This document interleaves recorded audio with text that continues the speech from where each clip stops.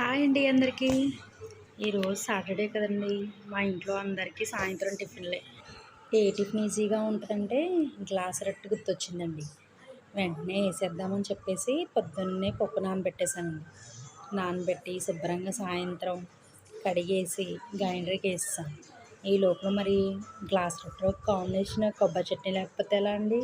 అందుకని కొబ్బరి చెప్ప పడపడా కుట్టేసి చిన్న చిన్న ముక్కలు కింద చేసేసండి. చట్నీ చేసేద్దాం కదా అని చట్నీ కూడా ప్రిపేర్ చేసేస్తున్నానండి. ఇడ్లీ కూడా ఈజీగానే ఉంటుంది కానండి, ఆ ఇడ్లీ రేకులు చూశానండి, నాకు ఇడ్లీ తినాలంటేనే భయంగా ఉంటుంది. మా చిన్నప్పుడు అనుకోండి శుభ్రంగా పొయ్యి అంటించి పొయ్యి మీద దాకరొట్టె వేసేవాళ్ళండి. భలే ఉండేదండి దాకరొట్టె.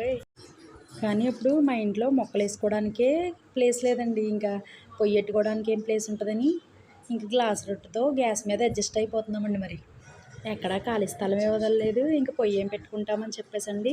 అంటే మా పతిదేవుడు అంటారు, పొలాన్నున్న పూలు కోసుకొస్తేనే బాల కట్టుకోవడానికి బద్ధకంగా ఉంది, ఇంటికాడ మీరు మొక్కలేసి పూలు పెంచేసే రకమే మీరు అన్న డైలాగులు కొడతారండి.